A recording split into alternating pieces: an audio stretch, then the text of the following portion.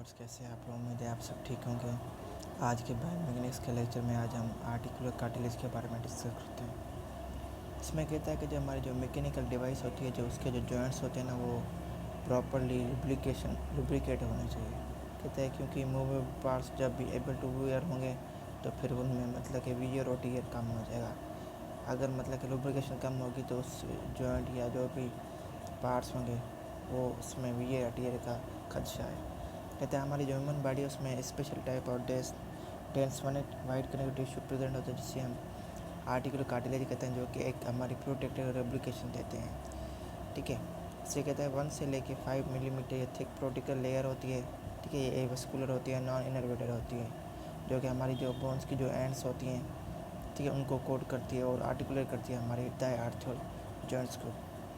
कहते हैं कि जो हमारी आर्टिकुलर कार्टिलेज होती है इनके मतलब कि दो इंपॉर्टेंट पर्पज़ होते हैं। सबसे पहले कि हमारी कंप्रेशन को रेजिस्ट करती हैं और हमारा जो लोड होता है उसको जॉइंट पे स्प्रेड करती है, मतलब कि पूरे एरिया पे उसको जॉइंट को लोड को मतलब स्प्रेड करती है ताकि बोन्स पे रोल रिड्यूस हो जाए। इसके अलावा हमारी जो आर्टिकुलेटिव बोन्स होती है जो कि जॉइंट पे उनकी मूवमेंट को ये अलो करती है और हमारा जो फ्रिक्शन जो होता है और जो वियर होता है उसको मिनिमाइज़ करती हैं। इसके बाद कहता है कि जो आर्टिकुलर कार्टिलेज एक सॉफ्ट और पोरस और परमेबल टिश्यू होता है, जो कि हाइड्रेटेड होता है। इसमें स्पेशलाइज सेंट्स होते हैं जिसे हम कॉन्ड्रोसाइट्स कहते हैं, जो कि हमारे एम्बेडेड होते हैं हमारे कोलेजन फाइबर्स के मैट्रिक्स में, प्रोटोकोलिकन्स में और नॉन कोलेजन प्रोटीन्स में। कहता है जो मैट्रिक्स होता है जो कि हमारा कॉन्ड्रोसाइट को प्रोटेक्ट करता है और हमारा जो सिग्नल चेंजिंग होता है, ठीक है, वो सिग्नल चेंज करता है हमारे कॉन्ड्रोसाइट में लोकल प्रेशर के। अब कॉन्ड्रोसाइट क्या करते हैं, मेंटेन और रिस्टोर करती है हमारे कार्टिलेज को, फिर हम वियर और ये हमारी एबिलिटी जो होती है वो उसे डिमिनिश कर हो जाती है। जब भी एजिंग ज़्यादा हो जाएगी, डिजीज या इंजरी में ये इनकी जो एक्टिविटी होती है वो लो हो जाती है। कहते हैं कि अंडर लोडिंग में हमारा जो आर्टिकुलर कार्टिलेज होता है वो डिफॉर्म हो जाता है, तो उसमें हमारा जो साइनोवियल फ्लूइड होता है वो एक्सुड होता है, मतलब कि वो बाहर से निकलना स्टार्ट हो जाता है। जब ये लोडिंग में ये हो जाता है तो फिर लुब्रिकेशन वाला जो फ्लूइड है वो निकल जाता है, तो इसमें उस बोन की जो आर्टिकुलर कार्टिलेज है उसमें वियर और टीयर का खदशा ज़्यादा होता है। कहते हैं कि जब भी हमारा लोडिंग जब लो रेट पे होगी तो जो सॉलिड कंपोनेंट्स होंगे वो हमारे लोड को रेजिस्ट करते हैं। जब लोडिंग फास्टर हो जाएगी तो इसका जो फ्लूइड है वो ज़्यादा से ज़्यादा एक्सक्रीट हो जाएगा और फिर वो उस प्रेशर को इतना ज़्यादा सस्टेन नहीं कर पाएगा, जिसकी वजह से हमारा वियर और टीयर के चांस बढ़ जाते हैं। उसके अलावा कहते हैं जब भी हमारे नॉर्मल ग्रोथ का देखा जाए तो आर्टिकुलर कार्टिलेज जो होता है जैसे कि सच नी है, उसमें उसका वॉल्यूम इंक्रीज़ हो जाता है, जिससे चाइल्ड की हेल्थ इंक्रीज़ होती है, मतलब कि उसकी चाइल्ड की हाइट इंक्रीज़ होती जाएगी तो फिर इसका जो वॉल्यूम होगा कार्टिलेज का वो बढ़ता जाएगा। उसके बाद वो हमारा चाइल्ड जब भी विगोरस एक्टिविटी में पार्टिसिपेट करते हैं तो फिर उनका जो नी कार्टिलेज है वो फास्टर होना स्टार्ट हो जाता है।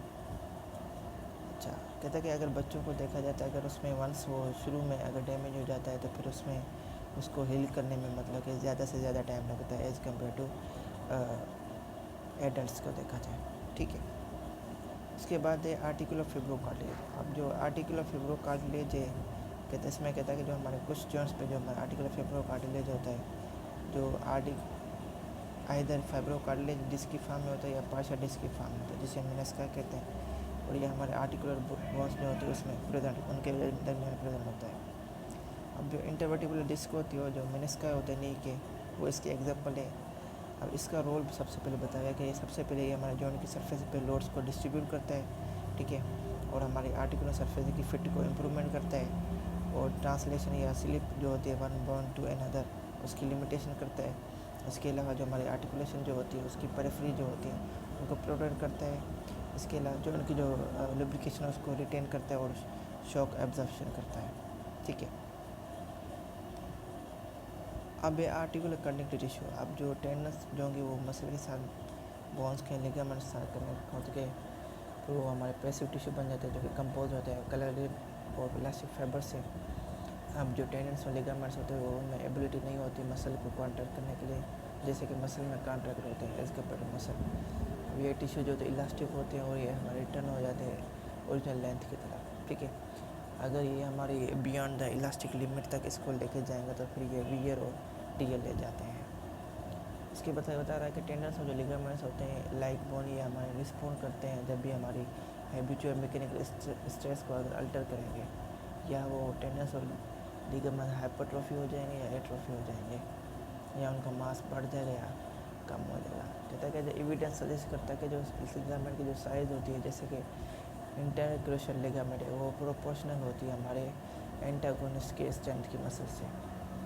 इसके अलावा कहता है कि जो टेंडन्स और जो लिगामेंट्स होते हैं वो